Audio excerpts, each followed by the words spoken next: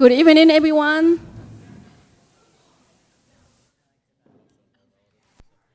I'm Mei Hong from the Chinese Culture Connection. Thank you for taking your time to join us tonight. And I would first like to do a little introduction. Our Chinese Culture Connection is a non-profit organization.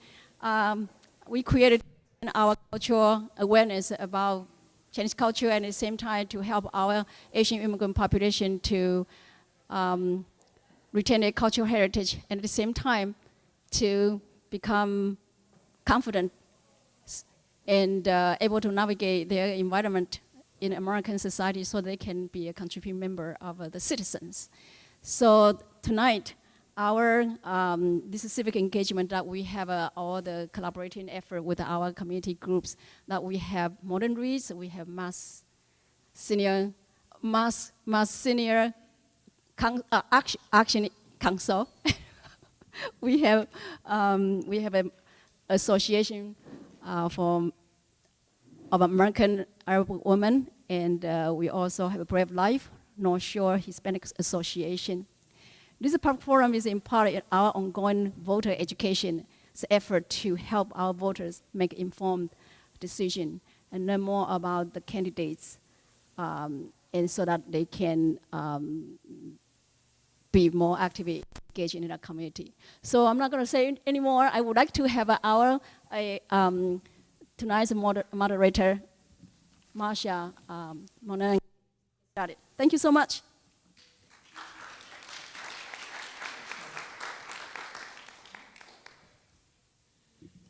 Good evening and welcome everyone to this candidates forum. Thank you for taking the time to come out. I'm going to start by explaining the procedures of the forum, which, by the way, each candidate received ahead of time. So basically the instructions are for the candidates, you will have 1.5 minutes for an opening statement, you'll have 1 minute for a closing statement, and 2 minutes to answer each question. By the way, the opening and closing statements were done, where people are sitting has been done through a pull of a number, so it's a random seating. The timekeeper is sitting right here. Keith, can you, show your hand so everyone knows who's the timekeeper. I need you to keep an eye on him. When he holds up a green card, it will say you have 30 seconds. When he holds up the yellow card, it says you have 10 seconds. And when he holds up the red card, you need to stop talking. And if you don't, I'm going to have to say thank you and move on to the next speaker, okay? We don't want any derogatory personal comments about candidates. That is out of order, and we don't want that to be part of our forum tonight. Please note that the forum is being broadcast through Urban Media Arts Center, UMA, and will be rebroadcast several times at UMA. I don't know the exact time. So I'd like to ask everyone to please turn off your cell phones, and if you have any beeping watches or anything, we request that you treat the candidates fairly. Please remain quiet throughout the forum. We're going to ask you not to clap, no clapping, cheering, or calling out, with the exception at the end. When all the closing statements have been done, that's your chance to clap and cheer your candidate. We're asking that so we don't waste time. The time is there for the candidates to answer questions. No campaign literature is allowed in this room. You can campaign outside all you want. We are encouraging you to submit questions for the candidates. We have a few questions for the candidates. We want to allow time for the audience to ask questions of the candidates as well. So if we move this along, there'll be sufficient time for that. There are index cards that were outside, but they'll also be passed around. If you didn't get one and you want one so that you can write a question, just raise your hand and one of our people will bring you a card. Okay. So, we're going to start with the opening statements from all our counselors and candidates. So, we're going to start, this is number 1 through 9. So, thanks. We'll start, you can give your name and... Hello, everyone. Thank you for holding this forum. My name is Julie Wilcox-Turner, and I'm running for Ward 5 City Council. I am a lifelong Malden resident, lived here my whole life, as well as the majority of my family. We take pride in this city. I have been in Ward 5 for the last 20 years, and I feel as though I would be a good representative for our neighborhood. Can you hear me? Uh-oh. I am a homeowner, a wife, a mother of 2 active boys in our community, a daughter to a Vietnam veteran, and an active volunteer throughout the city. I work for Rhode Island Energy, which was formerly National Grid. I work in complex projects from start to finish. My goal is to be the voice of Ward 5, bring some balance to our city council, and to be someone who will listen to you. I'll be the first one to tell you I am not a seasoned politician, but I think that's what will bring light and new ideas to our current council. Thank you. Good evening and thank you. My name is Jerry Leone, lifelong resident of Maplewood, candidate for Ward 6 City Council, a graduate of Malden High School, class of 1998, and a veteran, 6 years in the United States Air Force Reserves and the security forces. My regular full-time job, I work for Northeast Security, and my accountant is the Jewelers Exchange Building in Downtown Crossing, which is a big task. I'm a former school committee member, 4 years. You're gonna think I'm crazy, but I miss this. And I can't wait to work with the people of my ward and the city of Malden. Thank you.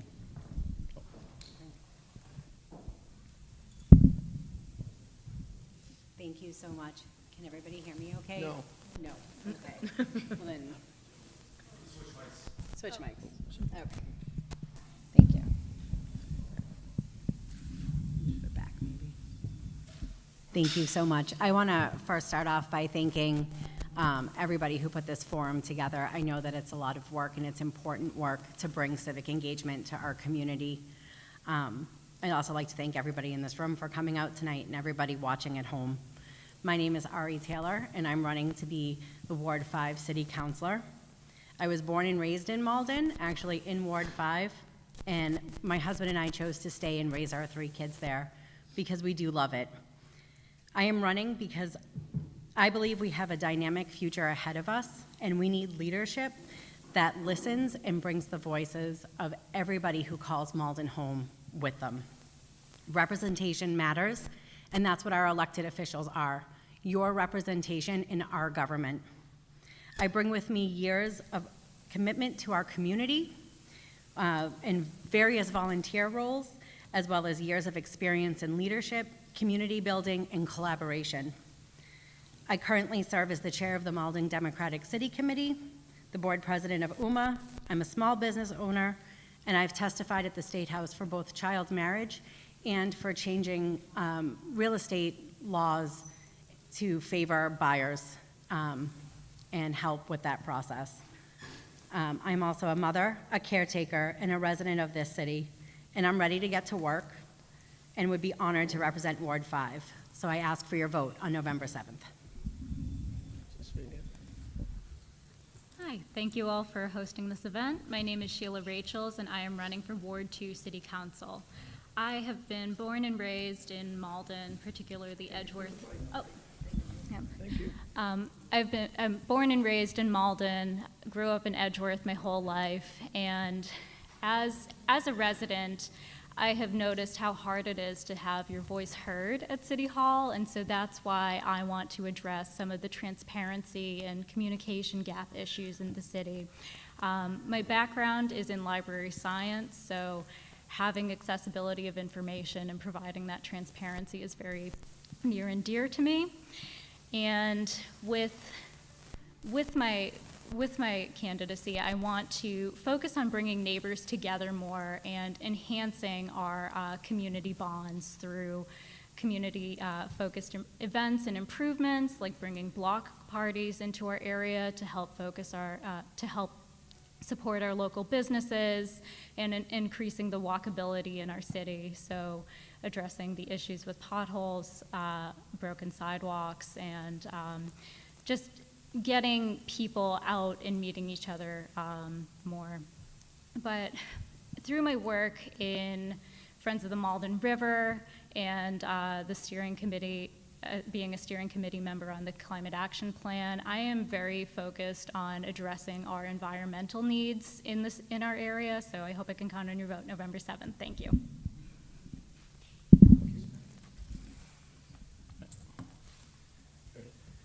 Hello, thank you to the organizers and everybody for being here today. I'm Ward 6 City Councilor Steve Winslow, and I'm seeking re-election for that office this year. So thank you for coming out. My record of achievement over the past 2 years and as a city councilor shows you can believe in Steve to be and continue to be doing the job for Ward 6. Just for an example, I found that being a ward councilor takes both being a sprinter and being a marathon runner. So in terms of being a sprinter, I got a call one day from a constituent, Deirdre, whose kids were very unsafe to walk to Linden School because they're crossing at Broadway and Salem. So I immediately called the Malden Police, got an extra crossing guard there. I then went on to get to the Traffic Commission to put no turn on reds at that location, and I continue to work on that location to get better traffic signals. Just a showing of I do that. And then I work, former Councilor Kamel's in the office. He and I had 6 meetings to talk about improving Trafton Park. And I'm pleased to say that we have secured an extra $1.2 million to implement the community's vision for that park. And so that's the type of long-term thing of working with the community over a long time. And you can see that also in the work I've done on the Northern Strand Trail, which is very popular. So I just want to say that I'm also working hard for Maplewood Square. We've held 3 forums, and we're going to continue to do that. So really, you can believe in Steve for Ward 6 in 2023. Thank you.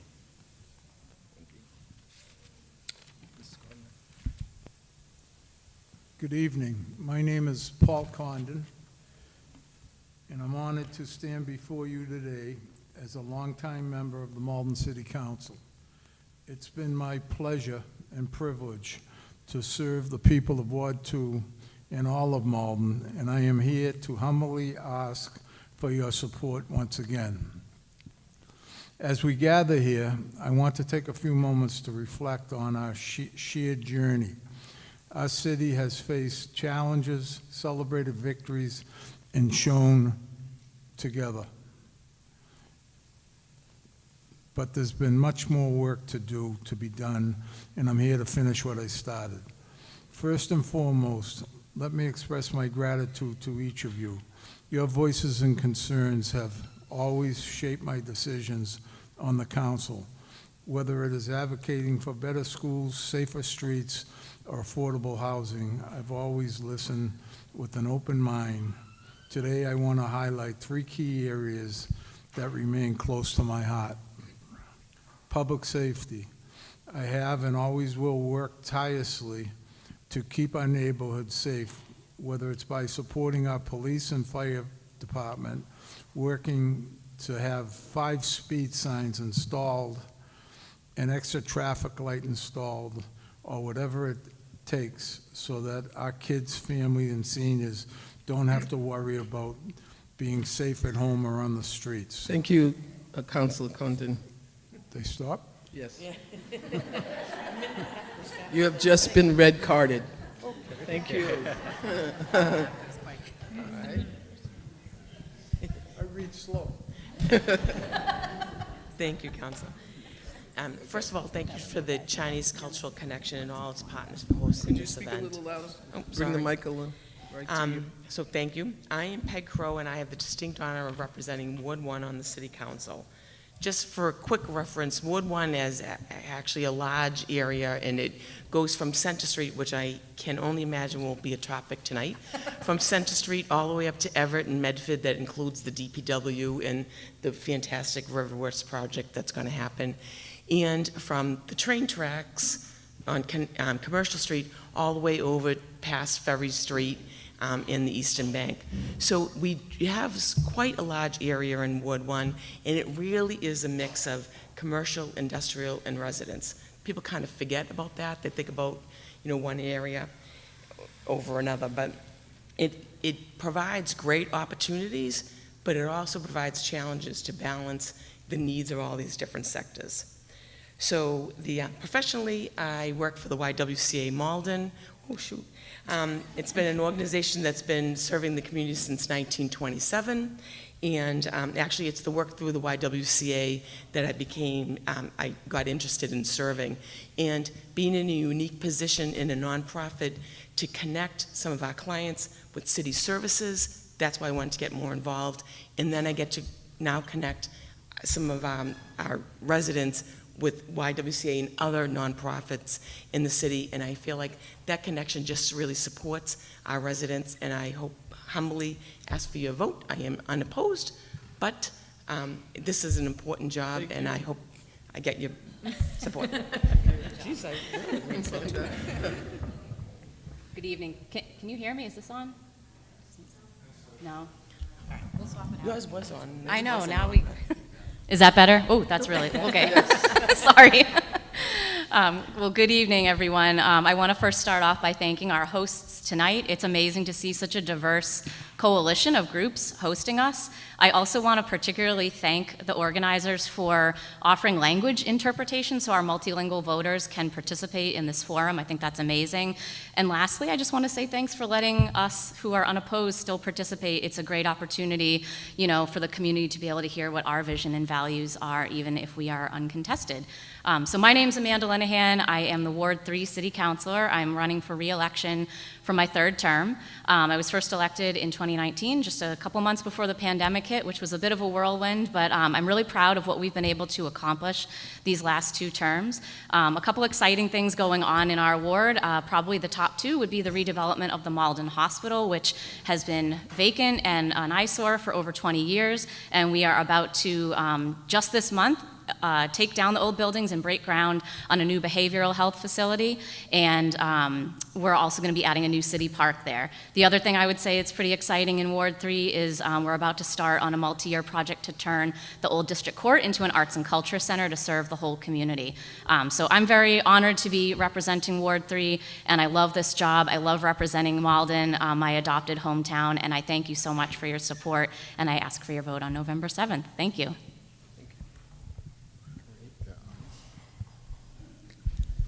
Hello everyone, my name is Ryan O'Malley. I'm the Ward 4 City Councilor, and I'm candidate for Ward 4 City Councilor today. I born and raised in Malden. I grew up on Main Street. I left for a while and came back with various skill sets that I really wanted to bring to our community. One of which really had to do with real estate development and a lot of things that are happening downtown. Personally, one of the things I really fight for is affordable homeownership opportunities because I do believe that we can build local wealth through equity and let people actually build their wealth rather than necessarily renting. That is the way that people can progress their lives, whether it's getting higher education, affording homes to just help their families. I think that's something we can do with the MBTA communities zoning that's happening right now. I think it's a really great opportunity that we cannot miss. When it comes to combating climate change, I'm really happy to have supported planting trees in our community. I'm a former park ranger. It's one of my most favorite things to do. And I do think that increasing our urban tree canopy, dealing with the heat island effects, asthma rates, is something that is essential. When it comes to language access, I fought to reserve money for our new city hall for multilingual signage.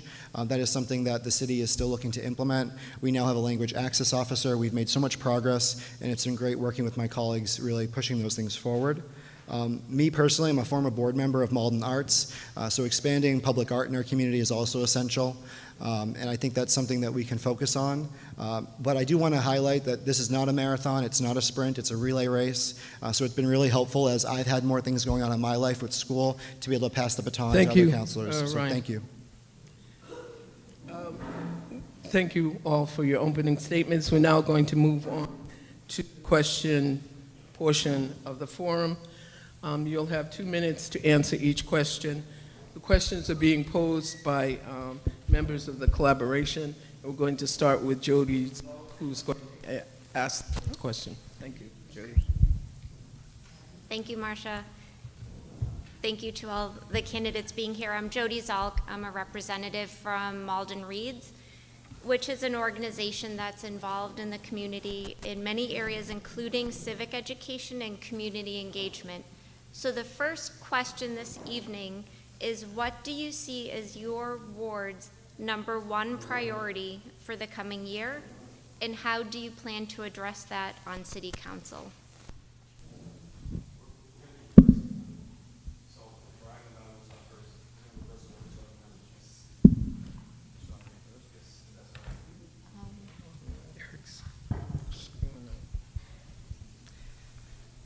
So living in the downtown, I think that one of the things that Ward 4 is really facing is affordability.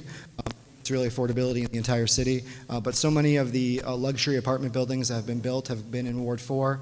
A lot of the mitigation funds that came from those buildings were inappropriately, in my opinion, really taken away from Ward 4 and really thinly spread across the city. So we have And I think that really making sure that we're investing in the infrastructure in the downtown. My residents are scared to cross many of our streets. We are trying our best to fix that, and just making our streets safer, making sure that we have affordable homeownership opportunities, as I stated in my opening statement. I don't know how long I have, so I will stop there. Thank you. That's okay. 2 minutes. It's fine. Well, yeah, I mean, I think there's a lot of problems. For 2 minutes, I can talk about almost everything. Lead pipes is a huge thing. It's something that everyone knows I really care a lot about, and I really am thankful to Councilor Winslow and Isaac Slavic, who's a Ward 4 a resident and on the Conservation Commission, making sure that we're replacing lead pipes. Malden has very high special education rates. Having lead in our water is not great for that, so really focusing on that. Councilor Winslow and Isaac Slavic really focus on a data-driven way in which to prioritize how do we replace these lead pipes, and they did it based on where children live. So I think there's ways we can bring data and smart thinking to the City Council to get what needs to get done. Thank you.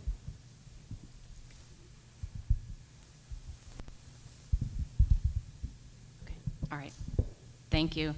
I think in Ward 3, I touched a little bit on this in my opening statement. I think the hospital is definitely going to be the most significant thing facing the ward. It's certainly going to have an impact on the entire city. It's going to be a behavioral health facility with 144 beds, serving all ages, and of course the new park space that we're bringing will be open to the whole city as well. I'm really focused on making sure that we do good communication with the abutters so that the impacts of the demolition and the construction are addressed, and that there's clear communication, and that folks know who they can call if there are any issues. And then I'm really looking forward to doing a robust community engagement process around what we envision for that public park space. I think it's very exciting that we're getting over 6 acres, and it's a once-in-a-generation opportunity. I think more broadly than that, I would echo what Councilor O'Malley said in terms of just housing affordability and also safety.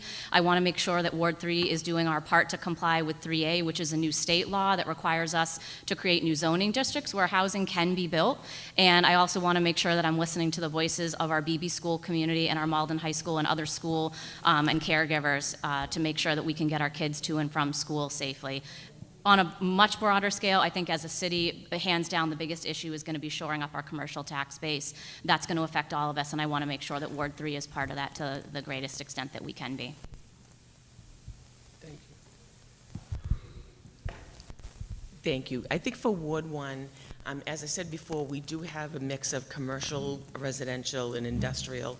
And I do think, as Councilor Linehan said, really shoring up the commercial and industrial in our area to make sure that we have a balanced tax base that really takes the pressure off the residents. So affordable housing is an issue that I think every one of us has been talking about for a long time. And now we have inclusionary zoning. The first 2 projects that came under the inclusionary zoning are in Ward 1. So that has yielded us, with the 15% 15 units of affordable housing. We also, one of the things I think working with is the Salvation Army that has left Malden, but it was purchased by ACDC, the Asian Development Community, no, Asian Development Community, okay, ACDC. And so that's going to be 20 units of affordable housing, 100% affordable housing. So that is one of the things I think we need to start focusing on. Inclusionary zoning has been great, and we have 15% of everything that's built over a certain amount. But working on with the Affordable Housing Trust, we worked with the APA funding at the housing to make that really affordable. And these are people that make 30% of AMI, which means for a single person, they make under $30,000. So it really is affordable. And I think, sort of balancing all of those things is a delicate balancing act, but we really need to make sure that we have the commercial and industrial tax base and supports the residents of Malden and in Ward 1.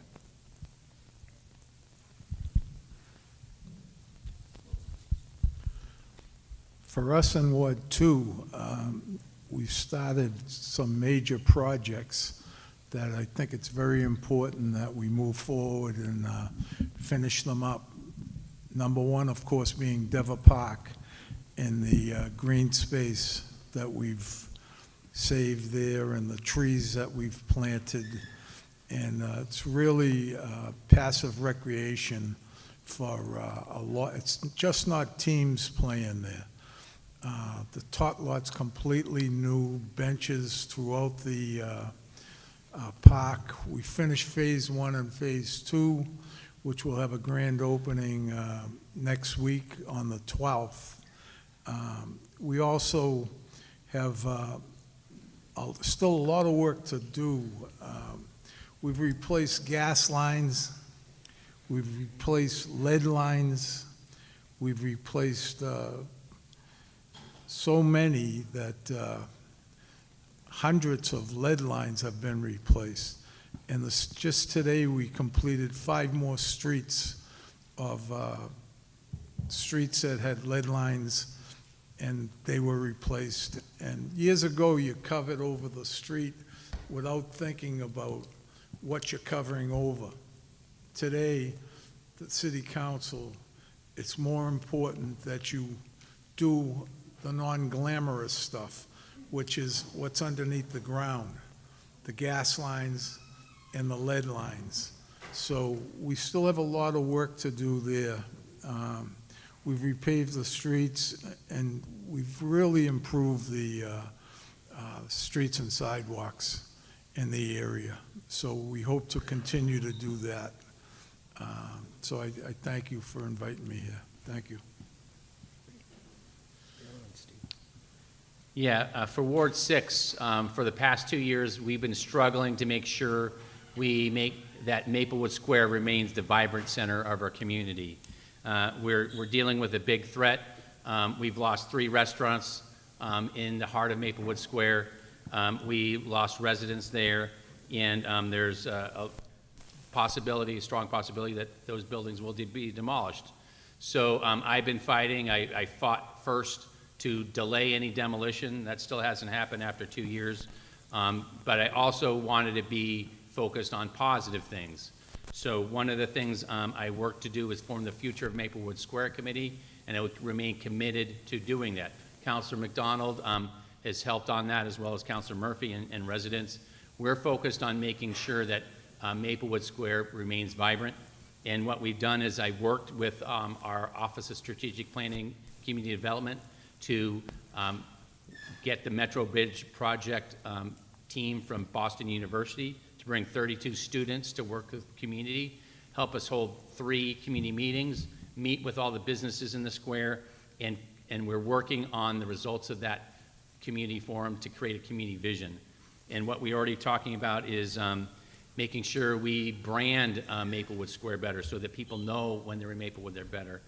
Working to have events like Maplewood Fest, which we just had this weekend, to show and highlight Maplewood Square as a great place to have fun.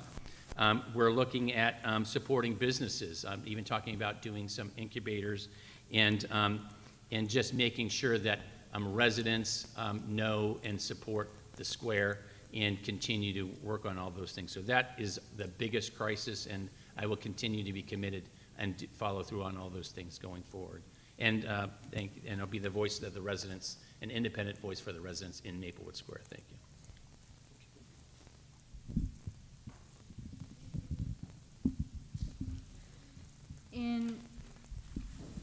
In Ward 2, as I've been speaking with neighbors, some of the largest issues that have been coming up time and again have been the walkability and pedestrian safety.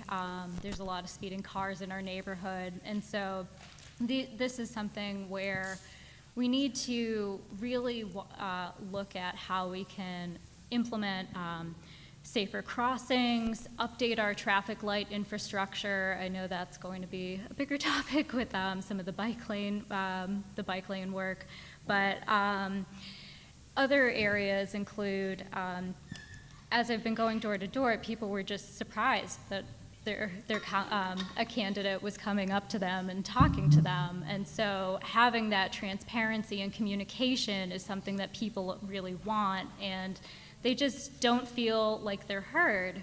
And so as counselor, what I want to do is have this regular contact with residents through coffee chats or town hall style events to keep people in the loop of what's going on in the city so we can get that feedback early and often into city projects, because City Hall does a great job of communicating after the fact, but I know we can do better as a community.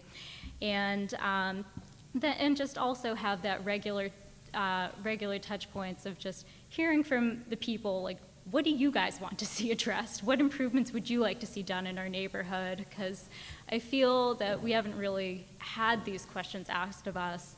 And also wanting to look into making it easier for small businesses to start up their own places in Malden. So Highland Ave, we definitely need to give a little love to that area, so I would love to do a revitalization project and try to look into how to make the licensing process easier for these small business owners so we're not losing people to other cities, which is another thing that I've also heard. So thank you.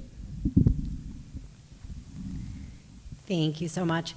We spent, or I should say, I along with my team spent a good part of the beginning of this campaign reaching out to residents and asking them this very question, what their top need was for Ward 5. And overwhelmingly, what I heard was traffic and safety on the roads. I've been lucky enough to sit down with almost every department head in the city to get a feel what the needs were there, but we've just hired a new traffic planner, so I'm looking forward to working with him and really making a plan that works not just in Ward 5, but citywide, because we are the center of the city. We are a cut-through, we are a pass-through, and there are a lot of areas that haven't been updated that need updating. I specifically always point to the lights at the end of Mount Vernon Street at Salem Street. When that 7-Eleven was built, it worked. That traffic flow worked. It doesn't work for us anymore, and so we really need to plan for what's going to work for the future, what works for us now and what's going to work for us tomorrow. And that has been the biggest. I would say the following, since I still have a little bit of time, would be the environment and really preparing for climate change, and as well as Maplewood Square and economic development in that area and keeping that a vibrant area. Ward 5 is now part of Maplewood Square, so we're excited to be there, and we're excited to work together with the Maplewood Committee. And I will stop there. Thank you. Well, as you know, Ward 6 has a lot of hot topics. So in no particular order, with a law enforcement background, public safety is my #1 priority, and I will work with the chief of police and the police department to ensure that they get all the resources they need. I've held a community safety meeting a couple of weeks ago. It was a great success. We just had one the other night at Trafton. Green space, we need to protect all the green spaces left that we have in Ward 6. And so I can segue into, I've been proud to work with the Friends of Roosevelt Park. I myself, I know this is a controversial matter, but I support real grass. So I will do whatever I can to fight for that fight, whatever we have left, whatever parks we have. Maplewood Square, like everyone's saying, needs to be protected. We need to bring in businesses, and we need to figure out the traffic and parking, because parking is going to be a big, it is a big problem, and we can't attract business if there's no way to park. And I'll close by saying the most controversial one is I do not support bus and bike lanes. I will not support any new ones coming into the city, and I'll do whatever I can to get rid of the existing bike lanes. If that's returning the money, that's fine. I'll deliver the money myself to Washington, D.C. I have no problem doing that. Thank you. Thank you. I'm going to have to agree with my opponent that traffic was by far the #1 problem we have heard. Our traffic light system, more importantly, people speeding down our side roads where our children are outside playing. We have got to fix the current system before anything else goes further. I am pretty sure you will hear that citywide, not only in Ward 5. But that's my job, to worry about Ward 5, and that is what we're hearing. The second major topic was the division between our precincts. I've heard from 5-1, 5-2, 5-3. 5-1 and 3 feel left out. We've got to make sure that doesn't happen anymore. We are a community. Nobody should be left out, citywide, never mind within your own streets. That is something that needs to be fixed ASAP. Problem being, 5-1 with the Salem Wood Fields, we can't use it. It's contaminated. That's got to get rolling. However it goes, turf, grass, the drainage is the problem. That needs to be addressed. We've got to be able to use that space to get our families outside and moving. Lastly, our veterans. I've heard it at every door I've knocked at. They don't feel respected. We need to work on that, again, as a whole, but my job will be to hit. I have 3 elderly complexes in our ward that I will be sure to be celebrating Veterans Day with. Thank you. Thank you very much. We're now going to have a second question, and it's being asked by Suad Akib. Suad, thank you. Hold up. 1 second, Suad. By the way, just Mr. Leone, I'm letting you know you will start the answer of the question going this way. Thank you. Okay, Suad. So hi everyone, thank you for being here. I'm Suad Akib, representing the American Association for Arab Women. The question we have been asking this question every year. So let's see if we can have an update for the future. So it is like, how do you plan to uphold language access in Malden, seeing that over 40% of residents are foreign born?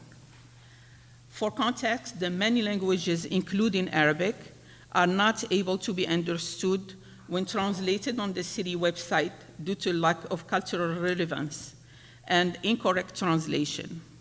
There is also a lack of dialogue and interpretation at important events from constituents, like this one, where we were denied the use of live translators provided by the city, despite the importance of all constituents to have open access to information from community events like this one. You can.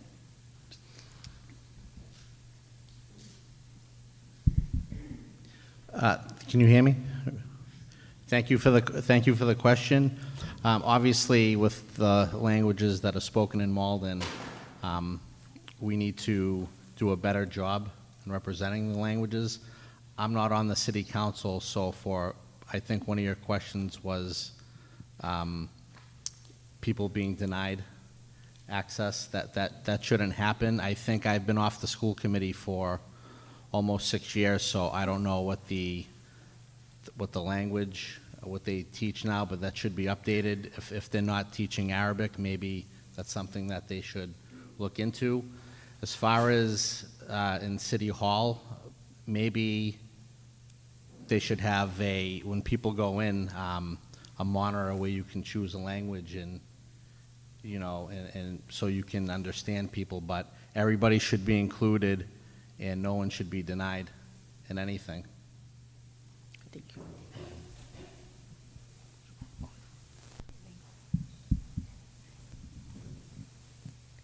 Thank you. So, can you hear me okay? Okay. Thank you so much for that question. Language access has come up a couple of times in the campaign, and I know that the city as a whole has already started promoting language access and bringing in translators. I know we have a contract with a translation company, and that is starting. I think there is a lot more that we can do. I think, at basics, having a translator at every city meeting to ensure that there is anybody who wants to be there, has access to being there, using hybrid technology, which makes it a little bit easier for multiple language translation, is a good start. But I also think this is where we go to the people and we bring our services, we bring government to them. So we hold spaces and create spaces that have accessibility both in languages and in general, for every resident of the city.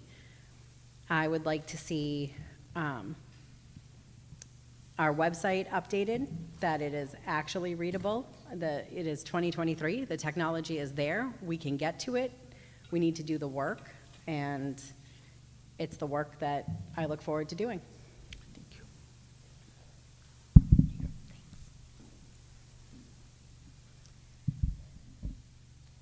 To address some of the language access issues in Malden, we do need to explore bringing back Zoom meetings or having that hybrid approach, just so we can make that accessibility easier for folks, so they can participate in our City Hall meetings, but also get the appropriate language access they need in an easier way through these online services. But one of the other areas, as I've been going door to door and speaking with people, is that people don't know what resources are available to them. And so that's where I think we as a city can do a better job in terms of going directly to our neighbors and residents, just letting them know what is available. One of my areas, one of my key focus areas in my platform is I want to build up a block club, which is a volunteer neighborhood organization that will directly address some of these immediate needs of residents. So, like if people are having issues with getting access to things or trying to find the proper channels, these resources can help point the way and just make it easier for folks to break down some of these barriers to civic involvement, because it is hard to navigate as a resident, and especially if you don't have English as your primary language. I can only imagine it's doubly hard. Just myself as a librarian trying to navigate City Hall and like figuring out how to get involved. Like this was a challenging experience myself, and I want to help break down those barriers.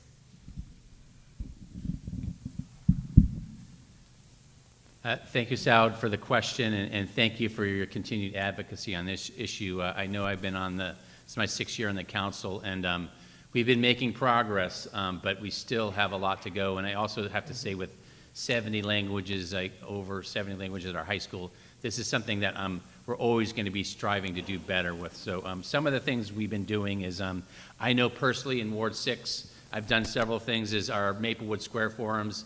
We did make sure our survey was translated into 6 different languages, including Arabic, and I did get at least one response in Arabic. And we did also have our form notices translated. And as necessary, we did have translations as necessary. We did have Cantonese translation at the forum, so we worked that way. So that's something I committed resources just for Ward 6 to do that. We do have our language access coordinator, Elena Martinez, who is working this as a city, and that's something that the council and the mayor work to do to make sure we're doing that. And it's great that she has access to the technical translator things. I haven't used them yet, but I guess we all get to get trained on those. I think that's talking. I think the other thing I did was I worked with the Asian Community Development Corporation, their A-Voice program. When we were doing the bus network redesign, I used some students to help bridge the language gap with their families. And one of the things that came out of that was we heard from the Asian community that buses to our Asian markets was important. We actually saved a bus line because of that process. So making sure we're not only doing it, but we're actually having impact is one of the things we have to make sure, and I'm really committed to do that. And it's always trying to figure out how we did it. The Malden River Works project is the model we should all strive for. So just making sure we're always asking ourselves, was that what we did good enough, and keep working on it and doing it better. Thank you.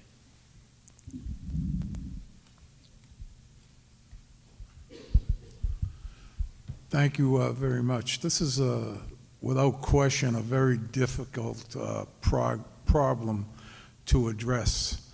There's so many different dialects that you'd like to reach out to. Sometimes it just feels overwhelming. Now, we had our APA money, and we put about $400,000 towards this. And I think we're making progress, but we certainly have a ways to go. And I think the entire council feels the same way, that we have to continue to make improvements and reach out to people so they can get involved. Thank you. Thank you. So as has been mentioned, it is a complex problem, and a little over a year and a half ago, we did start the Office of Language Access, and Elena Martinez, the Language Access Coordinator, has been doing a tremendous amount of work. I think one time she came to the City Council and really gave us an update, and I think we were all tired, just all the work that she's doing to move the language access forward. It is a complex situation with such a large immigrant community and so many different languages spoken that it has to keep evolving. I think, again, making sure that residents know what the resources are so they can start accessing those, and keeping the community engaged and see if we can find solutions together to keep this going. And again, because it has to shift and change, it can't be stagnant. And Suad, obviously the website and what we're doing is not really meeting the mark, so there's more work to be done. But I think we need to work together to make sure that we identify what the issues might be, but what the solutions are as well. Because it's easy to identify the issues, we have to identify the solutions as a community to make sure every resident is engaged.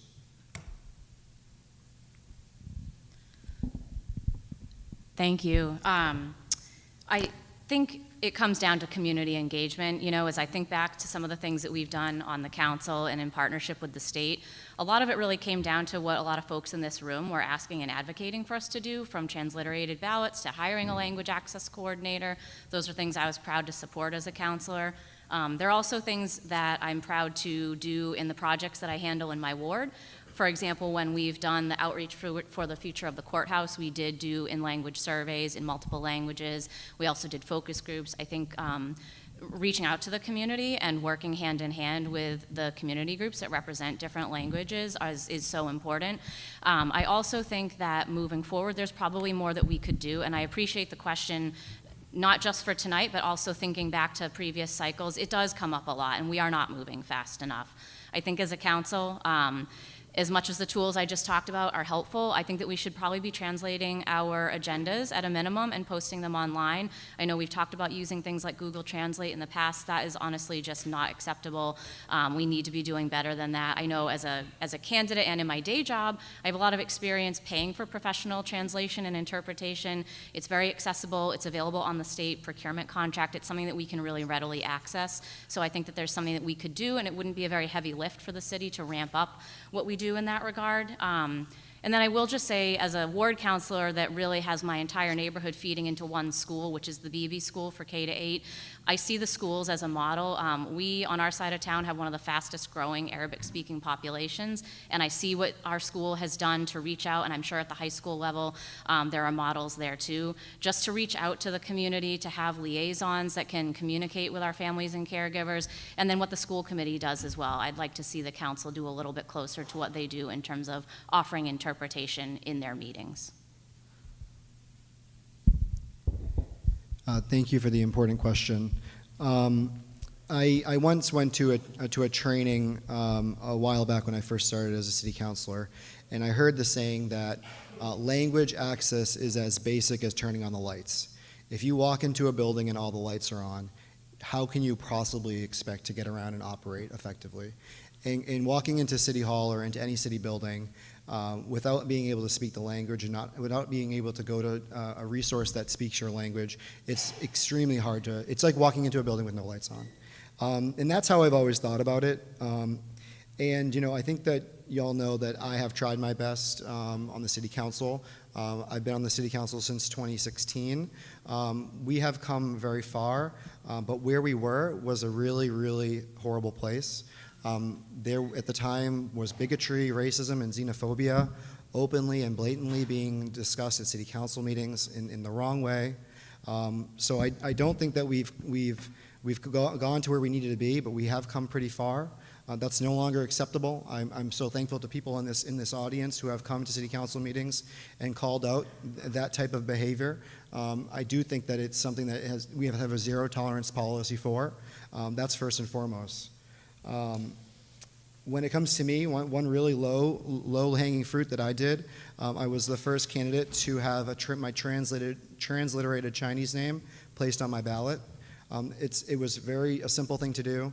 Coming up with my Chinese name was really actually a rewarding experience. I talked to my neighbors, I engaged with them, we picked it, it was a community process, and it was one of the most rewarding things I could have ever done. When it comes to what we need to do going forward, you know, I do think that we need to have multilingual signage in City Hall. We have $10,000 reserved from our building budget. I think that needs to be happening immediately. So I look forward to working with the mayor's office and implementing that as soon as possible. Thank you. Thank you.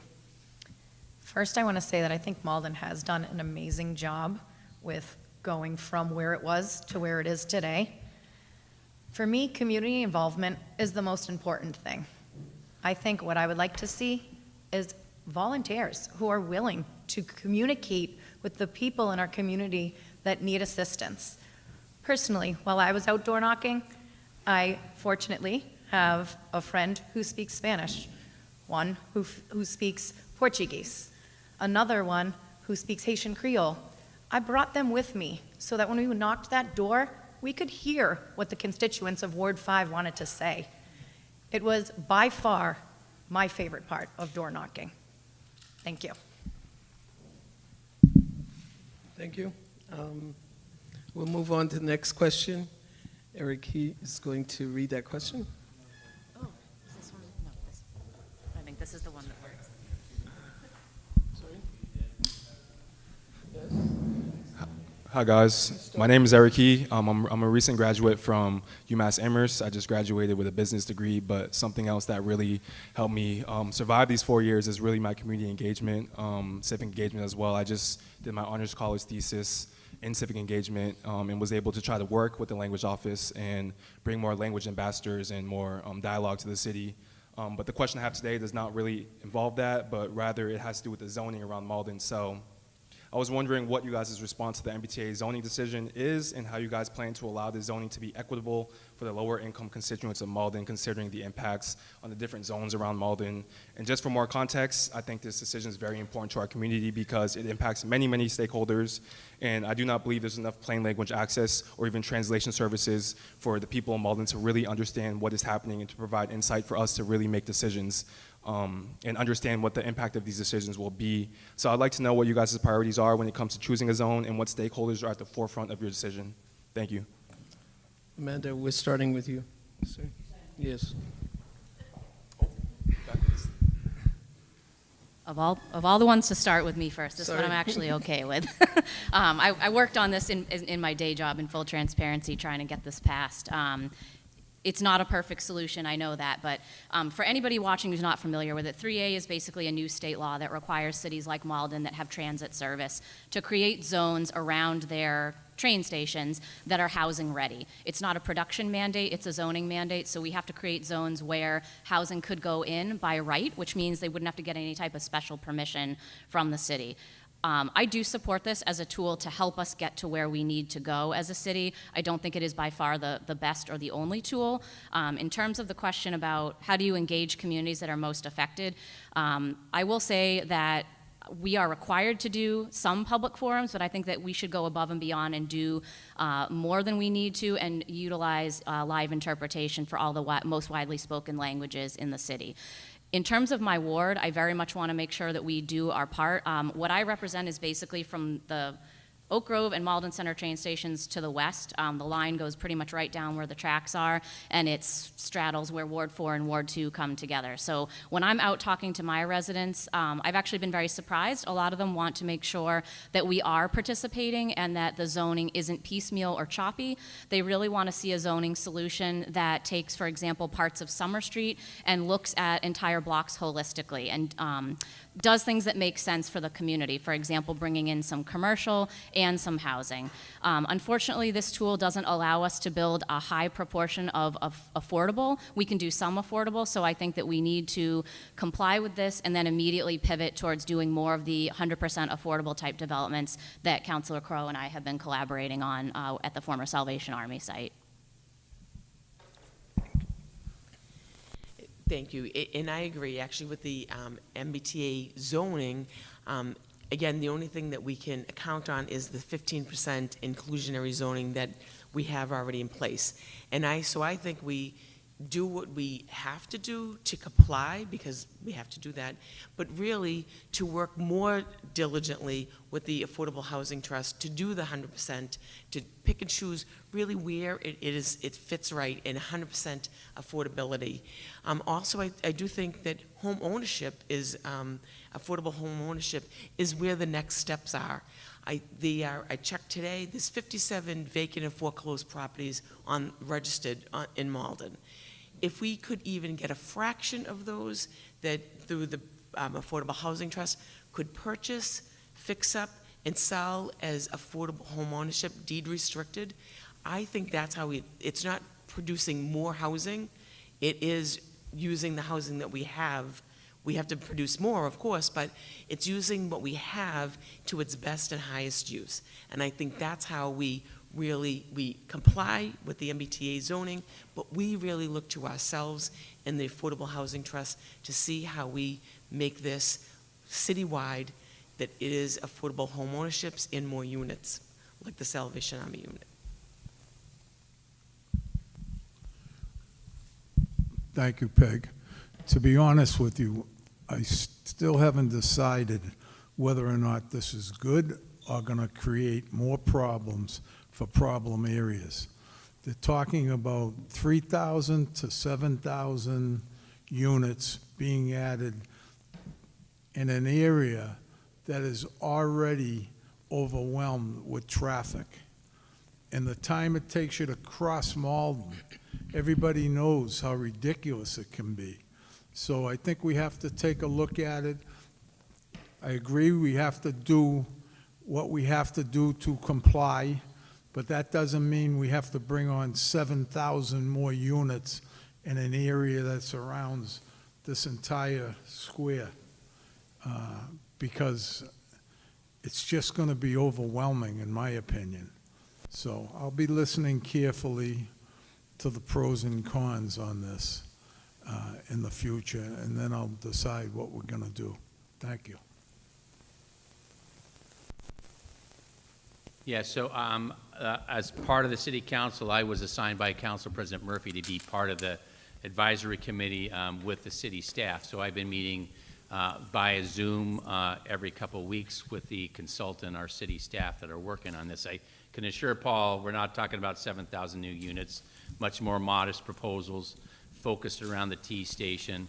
We have not had a, there has been a community process. We've been hearing about things.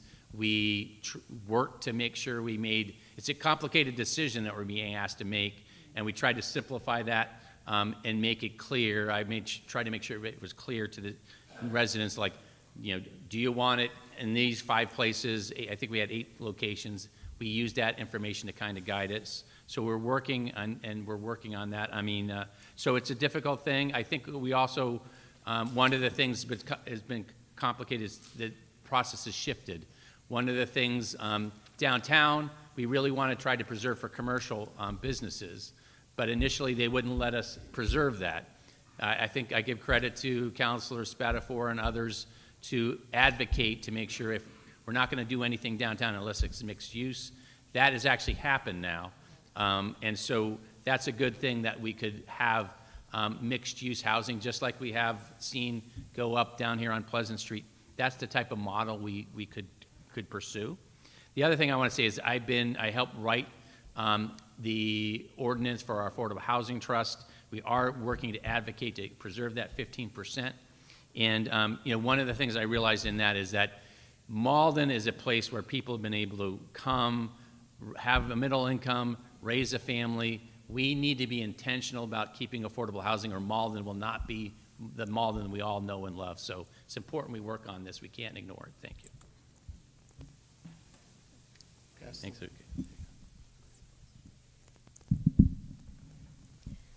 I think the MBTA zoning laws are an excellent opportunity to revise some of our existing zoning processes in Malden.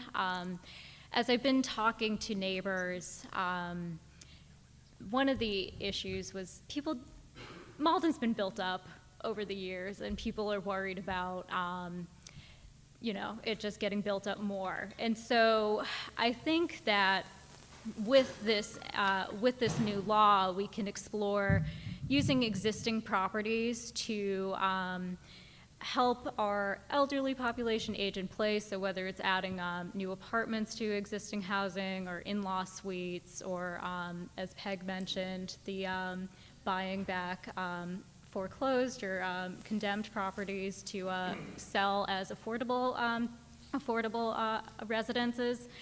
I think this is something we need to consider more, but as we're going through this process, we need to make sure that we are including the residents throughout the entire process. So getting those surveys out with multiple language access, having multiple points of contact with people, because we don't want folks to feel blindsided by this decision as it unfolds. So I think this is a great opportunity to try to increase that transparency and that partnership with our residents. Thank you. Thank you. I don't think it's any surprise to anybody that housing, we're in crisis. It's called the housing crisis for a very good reason, and we need to expand on that. One of the things that keeps a lot of people in Malden and draws people to Malden is our transportation. So to me, this proposal makes sense. What I'd like to see us do is really take this opportunity to fine-tune our public engagement process and really get out there, talk to people, see what ideas they have, see what's going to work, so that when we're putting together a plan, it is a plan that we can implement and it'll work not just now, not for what Malden was 20 years ago or what it is right at this very time, but what Malden is going to be and has that information and actual solutions that can be implemented in a better way. I think this is one time that we have the opportunity to sit down and bring everybody to the table and create the Malden that we want to see in 20 years. Go with that. Thank you. That was a very important question. If elected, as being a brand-new counselor, I'd have to take time to look into it, like Counselor Condon said. And to the credit, a lot of the current councils brought up good points. I don't know if that number is true, 7,000, but if it is, that's too many. I agree that we should have used the existing buildings. I especially, if elected, want to talk to the constituents of Ward 6 because I don't think most of the residents want to see more development in their ward. Well, as I said earlier, I'm for protecting more green space. But the other important factor is if we're going to go by the 15%, we have to include seniors and veterans as well, because again, veterans and seniors somehow keep getting left out of the equation sometimes. So as a new, if elected, it's a very important, decision we have to look into. And again, like Councilor Condon said, we have to weigh the pros and cons. Thank you. Thank you. I grew up in Malden Housing Authority. Affordable housing is always going to be something that is very important to me. With that said, Oak Grove train station does overlap into Ward 5. That is something we need to hear from our residents. I know these surveys are going out. I am not going to say I'm for or I'm not at this point. I think we need some more research done. And I think once we have all the facts, we look at them and we see what's going to be best for all. Affordable housing is important, of course, but our current residents in Malden are also important. Thank you. I appreciate the question. I have to be honest with you. I do have concerns with the way the process has rolled out. It feels very much rushed, slowed and then rushed to the point where it feels like we have a gun against our heads and we're told if we don't vote a certain way, we're going to lose X, Y, and Z. I don't believe that is the correct thing to do. It feels very half-baked, and I do think we need to take the time to do the right thing because we are rezoning our community. I do think that one of the concerns that I've had is that it does feel like the neighborhoods and the councilors that would be most impacted, Councilor Crowe, Councilor Condon, Councilor Linehan, and myself, have not been intimately connected into this process. I appreciate the work that Councilor Winslow has done. I appreciate the work that Councilor Spatafora has done because they're both on the committee, as well as the city planner and other staff. But it doesn't feel like we have been adequately involved. And I do hope that we will reopen the process, really take a look and make sure, are we putting too much burden on certain neighborhoods? Is there a way we can do this in a more holistic approach? And as Ms. Taylor said, is there a way we can do this to design the future that we want to see for Malden? One of the things that I'm concerned about right now is that if we just take our hands off the wheel, we don't know what we're going to get. So I think we need to have minimum design standards. What are these buildings going to look like? What do we expect in terms of the streetscape? How many trees? How many lights? What is the public benefits? Those are important things that we need to put on the front end so we don't end up with a ton of boxes. When it comes to the neighborhoods, I think that we should be encouraging low-density housing. A lot of our 90% of Malden is zoned for single-family homes, but 90% of Malden is not single-family homes. Things that used to be single-family homes are now 2 families, 3 families, 4 families, and the only difference is whether or not you got to do that before the zoning changed. So I think we should be allowing people to convert some of their buildings, some of their houses into multifamily homes, making sure they have enough parking so it's not inundating the neighborhoods. But that's how you build wealth in our community. That's how you build equity. That's how you age in place. That's how you have families living here. And the last thing, there's been a lot of talk about putting one families that don't encourage families. I think that's the wrong thing to do. We should be encouraging families and encouraging children in our community. Thank you. Thank you. We will now take some questions that came from the audience. Eric, are you going to read them?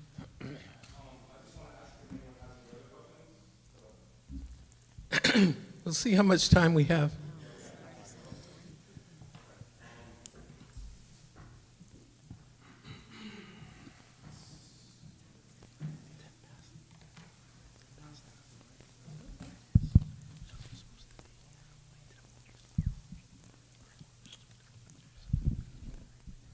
So we have, these questions can be answered by everybody, but sometimes they are directed. We gave that as an option on the slip.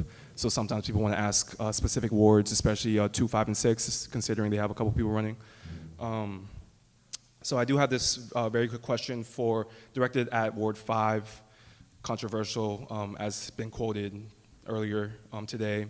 I think anyone can also speak up if you guys feel very passionate about it, but this was directed towards Ward 5. What will you guys do to support the members of Ward 5 who oppose the decision to install turf at Roosevelt Park, and what would you and would want to possibly support overturning the decision? And if you could give more context to the decision as well, and what was decided and what the process was to overturning it. And for a little bit more context, people in Ward 5 are worried about the burdens of extreme heat trapping, flood risk, increase of risk and injury, and unregulated chemicals that fake turf brings to the 1,200 students of Ward 5 who will be the ones that are primarily using the field before and after school. Ward 5 also has a history of redlining and toxic industries that have plagued the neighborhood, resulting in the neighborhood being less affluent and one of the hottest parts of Malden, as Ward 5 already has 4 turf fields in use. With Roosevelt Park being the last green space in Precinct 1 of Ward 5, residents would support more public green spaces in their park because it is important to the residents' health and well-being. In addition, other thriving communities... Eric, I'm going to have to interrupt you. The question cannot be longer than the time that the people have to answer. Thank you, guys. I made that rule for a reason. Thank you, guys. Okay. So we'll start with the Ward 5 candidates, and then others can answer if they would like. Do you want to? Thank you for the question. I am going to be very honest. I have been for the turf. I have 2 active boys that play sports all year round. I also grew up as an athlete in Malden. Roosevelt has been a flood zone for as long as I can remember, and I am on the board of Malden Papuana. We have constant scheduling issues. We have remained, our lights are shutting off, the baseball's showing up. It is a constant problem day after day. That was my main focus initially. Moving forward, I have spoke to the residents. I see the problems that arise, right? But we still need to get our kids outside and active. The kids at Salem Woods School are either out on contaminated ground or they are in a 30-year-old building. We've got to get them moving. Thank you. Thank you. By the way, for the questions from the audience, you have 1 minute to answer the questions. Okay? Thank you. I have written and spoken in favor of natural grass at Roosevelt. It was my home park growing up, and I have very fond memories of 4th of July there and carnivals and much, much more. So I do favor natural grass at Roosevelt, of course with remediation of the toxic chemicals, which really should have been done 40 years ago when they first learned of them. That being said, if I'm able to, if there are ways for us to reverse this decision, I will support that. If not, I am already looking and planning for the ways that we can mitigate the traffic that'll influx that area and start really talking and hearing from the residents, which I feel should have been done in the first place, to advocate for what they need, the ones who live around Roosevelt.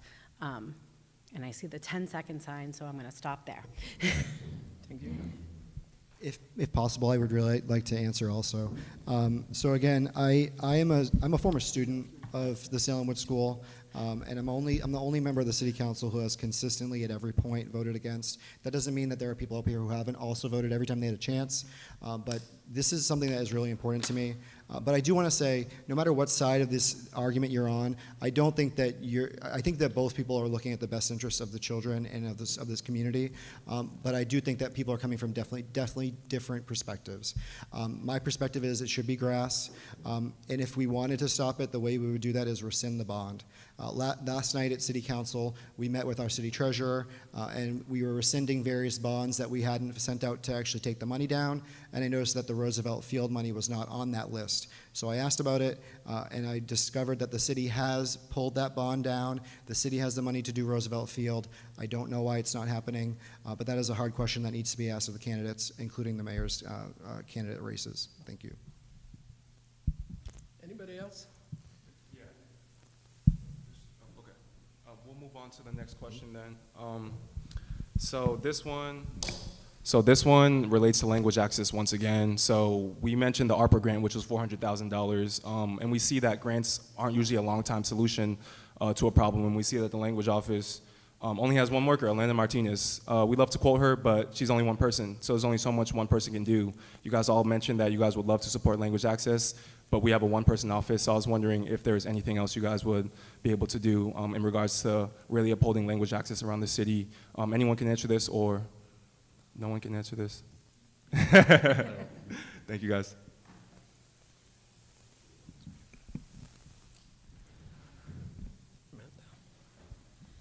Can you hear me? Yes. Oh, so thank you for the question. I think I'll touch on something that I mentioned in my introductory statement, which is that as a city, we need to get really real about how we're going to shore up our finances. We have some tough years ahead. ARPA has been so valuable. ARPA is the federal COVID recovery dollars, just not to be throwing around acronyms that not everyone might be familiar with.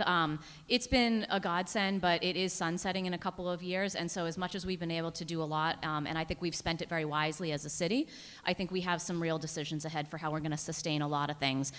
I think that, as I mentioned earlier, just making sure that we're developing in a smart way that brings commercial tax revenue. We're very limited by the state in how much we can raise property taxes, so it really is the commercial base that we need to look to in a smart way to try to grow our revenue.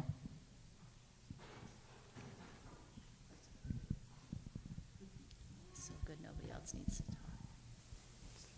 No one else? In a slightly related topic that it is directly kind of related, I think one of the things that our community in our city really needs to get better at is supporting women of color who are in leadership in our community. I will say that our DEI coordinator was burnt out in our community and left in a circumstance that a lot of us are not aware of. Our last two senior center directors were terminated in circumstances that I don't think were necessarily appropriate. And we now have a very strong woman of color who is leading DEI, and as you said, is just one individual. If we don't support these individuals, they're going to burn out the same way they have been burned out in the past. So I do think that we need to increase the funding for that department. I think it's insulting that it's called a coordinator and not a department head and a manager. So I think there's a lot of things that we can do. Unfortunately, the city council cannot spend money. All financial papers have to start with the mayor. Would anyone else like to answer? Okay. So then we'll move on to the next question. So this question is directed towards Ward 6. Once again, it's quote-unquote controversial. I ride my bike to work. I'm worried that eliminating bus and bike lanes sounds unsafe. What is your alternative to the bus and bike lanes if they were to be rid of? Once again, this is optional. You can really speak up if you would like to, or not say anything at all. Shall we start with one? Sorry.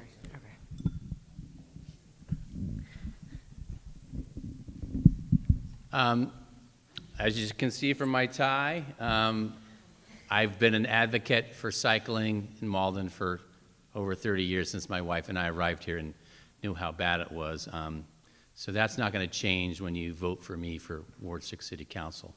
But I have been a very pragmatic person in this. We first focused on our bike trail. That has actually attracted a lot of Ward 6 residents, newer residents who are interested in cycling. So I think that's the type of thing you can be assured that I'm going to work for those things. But I also want to say that there's been a lot of exaggeration out there on social media about whether Ward 6 will have any more bike lanes, Salem Street, other type of things. We did have our community forums. Those were ideas that the Boston University students put out there. So I want to make Ward 6 safer to cycle, as I want for the whole city, but we'll be reasonable and make that work. Thank you.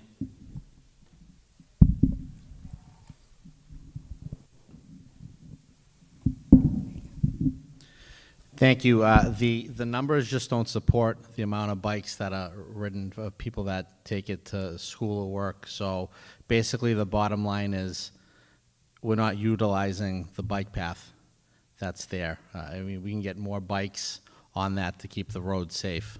Thank you. I know we have more questions, but unfortunately, we're running out of time.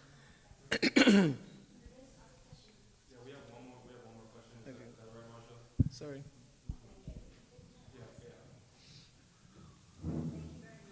We need a mic.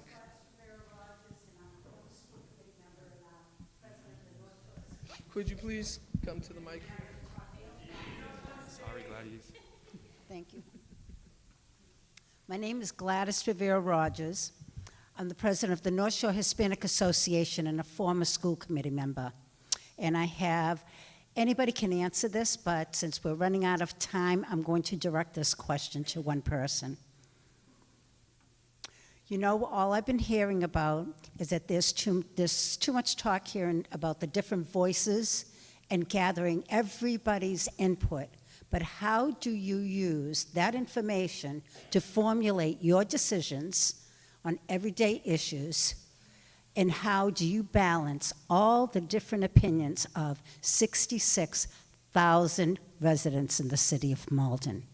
So that's the conversation I've been hearing right across the board. And I'm going to direct this question to Peg Crow. Thank you. Thank you, thank you, thank you, thank you. Oh, Lord.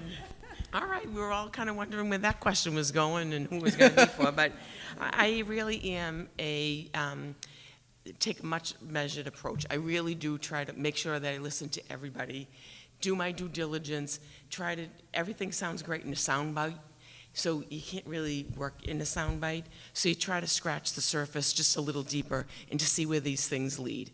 And you do have to talk to every opposing side, every other's input, and really try to make the best decision. That's what I try to do, make the best decision for the community and for my ward in particular. So I do think like I said, I take a measured approach to things. I try to think about it, I try to listen to everybody, and then I don't try to jump to conclusions and vote which I think is the most popular or whatever it might be, but just to make sure that people feel like I might not have answered their question or voted the way they wanted, but that they know that they were heard. Thank you. Anybody else? We're running out of time. I'll be really quick. All these topics that were brought up tonight ultimately affect Malden, so that not just ward-based issues. The city officials always want people to come out and vote. And the past few years, we haven't had the real people come out to vote. As a candidate and a citizen, I ask the council, with all these important questions like bus and bike lane, real grass versus turf, Mystic Valley, put them all on the ballot for a referendum, and everybody will come out and vote. Thank you.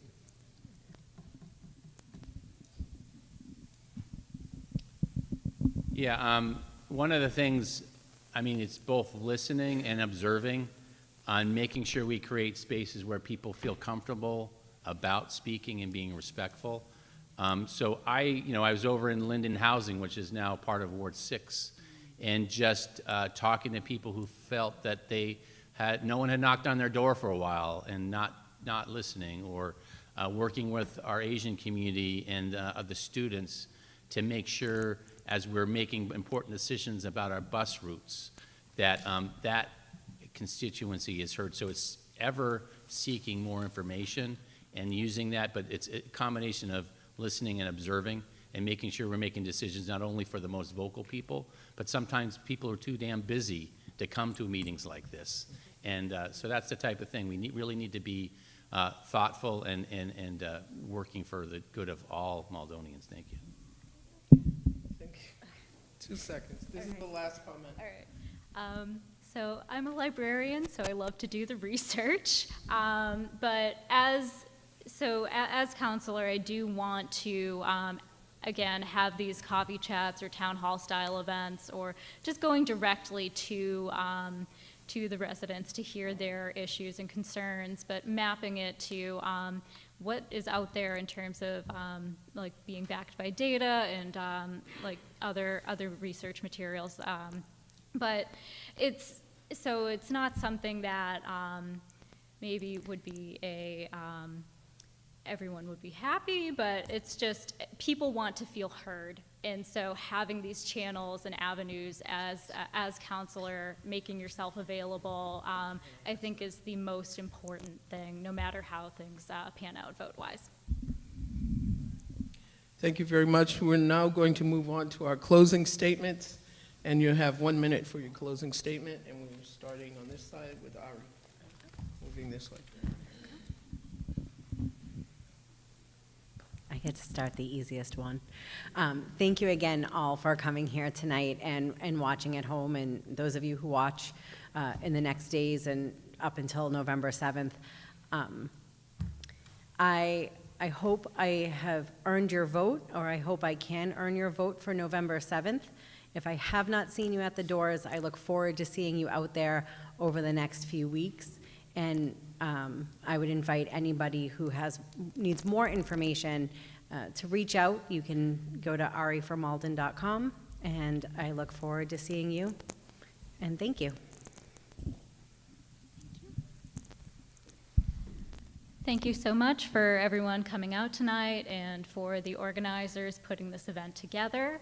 I am looking forward to seeing you all at the ballot, but this journey has been just so amazing, going out there and meeting all of my neighbors. I just have seen, it's like seeing a new side of Malden, and I've lived here for 30 years. But it's just such a wonderful opportunity to really hear people's needs and really try to address some of these transparency and accessibility issues, whether it's information to City Hall or just accessibility to our green space and a safe environment. So if anyone needs more information about me or wants to contact me, please visit SheilaFromMalden.com. Thank you. Yes, thank you. I ask that you vote for Steve Winslow for Ward 6 City Councilor, because I'm going to continue to be an independent voice for the residents of Ward 6 for the future of a vibrant Maplewood Square. I'm going to work like I have been over the past 2 years to make sure flooding is not the major issue it has been on streets like Constance and Bowman and down to Eastern Avenue. And just generally, we are going through a big transition in the next 10 years in terms of what we need to do in terms of climate action, and I appreciate what Councilor McDonald's doing there, but we need to keep our options open in terms of transportation. We can't take options off the table that are necessary to keep our residents safe as we travel the streets, no matter what the mode they are. I want to work to make sure we have those safe streets for all seniors and our kids, no matter what school they go to. And so vote and believe in Steve on November 7th for Ward 6 Councilor. Thank you.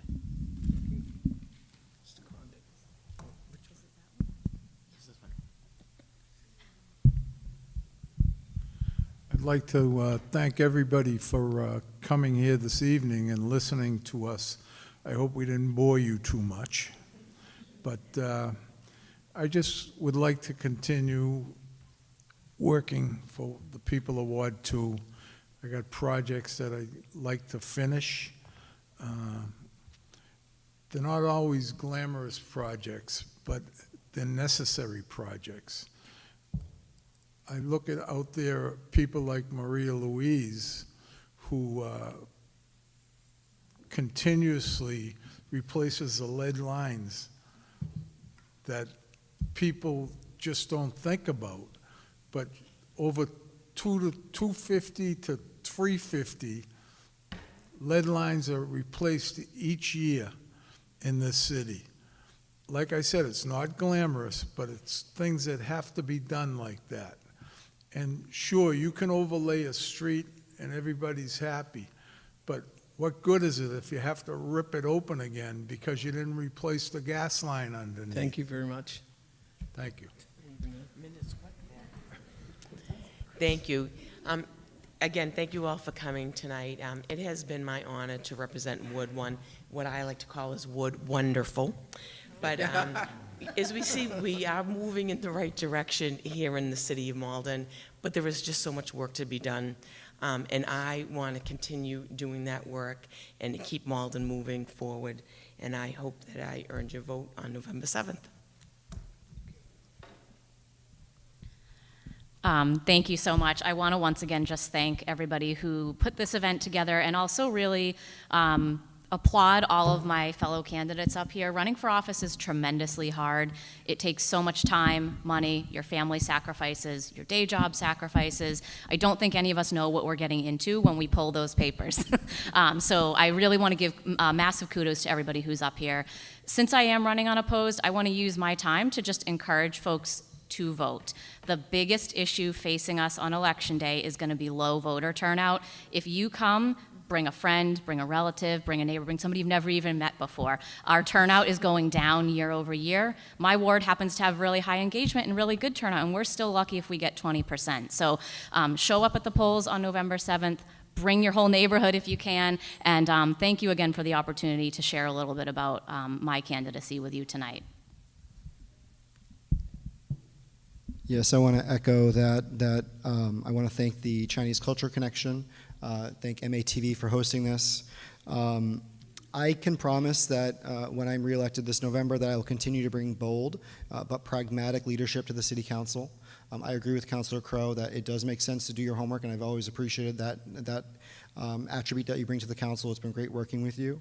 One of the things when it comes to bold leadership, I learned that from my mentor, Debbie DiMaria, former councilor at large. I want to thank her. When I was on the city council with her, it was really me and her against the world, and we accomplished so much in the minority. And that's something that really should be, everyone should know that you can lead from where you are. You don't need to have the majority. You can lead in the minority. But thank you to Councilor Crowe for Complete Streets. Thank you to Councilor Linehan for Performing Arts. Thank you to Councilor Winslow for Lead Pipes. Thank you to Councilor Clone Hayes for Youth Engagement. Thank you to Councilor McDonald for Climate Action. It is not a marathon. It is not a sprint. It is a relay race. Thank you. Thank you again for having us. This has been great with some really hot topics. I'm looking forward to the next few weeks and to Election Day. I will promise you that I will represent Ward 5 with pride.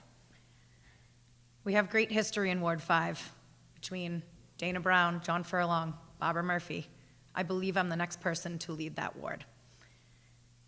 I will be my piece of the puzzle.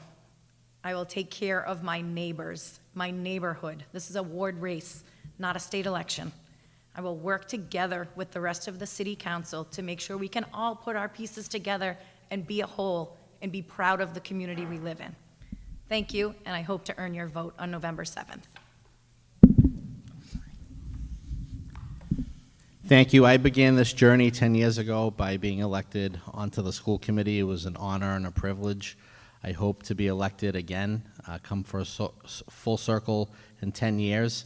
It's an important election day, November 7th, like everyone said.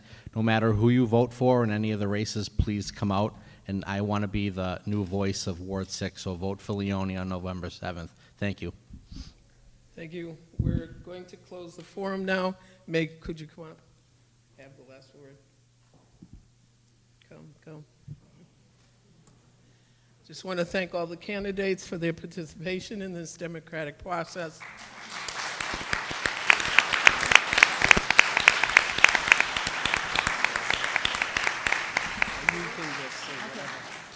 Well, thank you so much for your time here. And you know that the policymakers, that the form of political practice in any community or in a country, it has a great impact in the quality of our lives.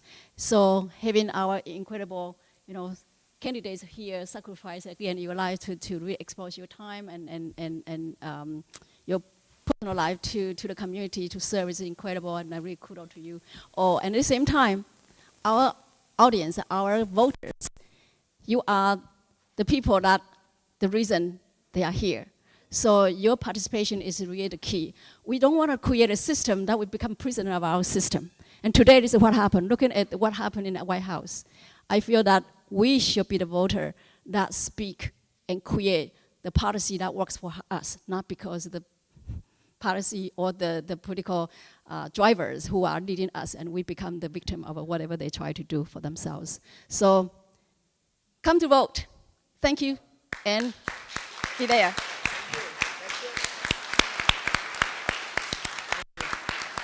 We're finished.